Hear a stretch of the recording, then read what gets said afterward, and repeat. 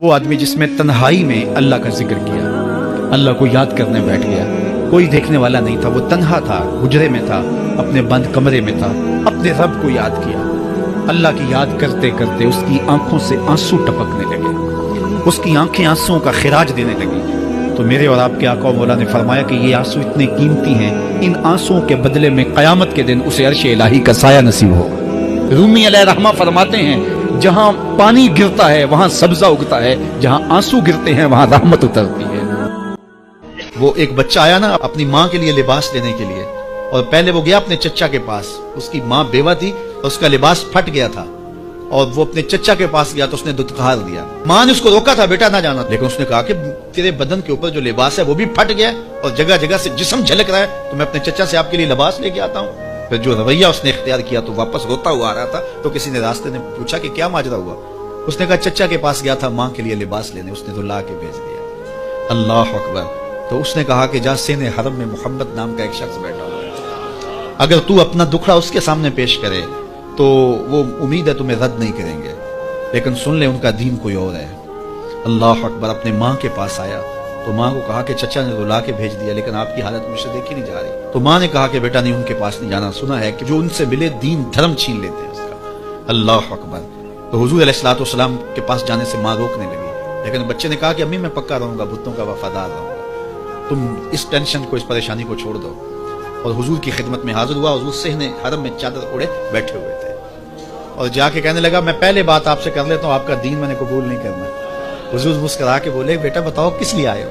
کہا میری ماں بے لباس ہے، میں آپ سے لباس لینے آیا ہوں۔ حضور نے چادر رحمت اتار کے اس کے کندھوں پہ ڈالا۔ اللہ اکبر۔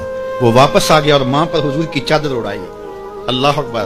اور ماں نے کہا کہ بیٹے اس نے اپنا دین تو نہیں تجھے دیا؟ کہا نہ، میں نے پہلے کہہ دیا تھا تیرے دین نہیں مانوں گا۔ ماں کہنے لگی پتر اس کا دین ماننا چاہیے، یہ جس نے رحمت کی چادر ہمارے سر پہ تان دی۔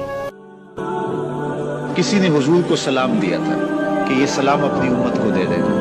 حضور علیہ السلام نے یہ سلام پھر پوری امت تک پہنچایا، اور اگر آپ تک پہلے نہیں پہنچا تو آج آپ وہ سلام وصول کر لیجئے کہ رسول کریم صلی اللہ علیہ وآلہ وسلم نے فرمایا معراج کی شب جب میں آسمانوں پہ گیا تھا تو میں ملا تھا حضرت ابراہیم علیہ السلام کو، تو انہوں نے مجھے مخاطبہ کرتے ہوئے کہا کہ اے پیارے محبوب جب آپ واپس جائیں گے تو اپنی امت کو میرا سلام دینا۔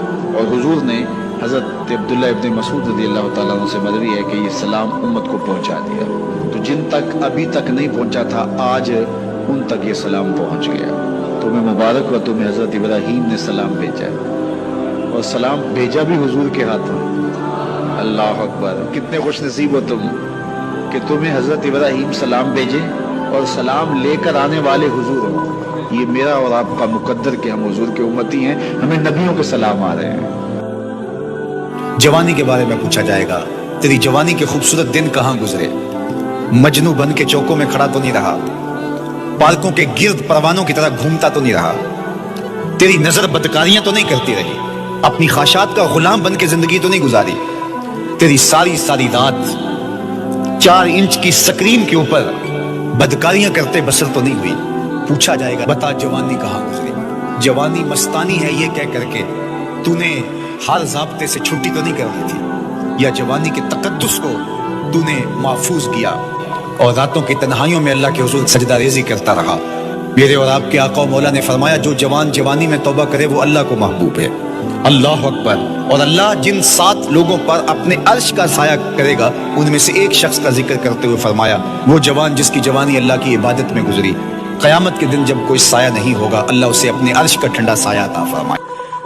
حضور نے فرمایا کہ میں قرآن مجید کی ایک ایسی آیت جانتا ہوں اگر تمہیں معلوم ہو جائے لوگ اس کو تھام لیں، اس کو پکڑ لیں، اس پہ عمل پیرا ہو جائیں، تو فرمایا کہ وہ ایک آیت ہی ان کی پوری زندگی کے لیے کافی ہے۔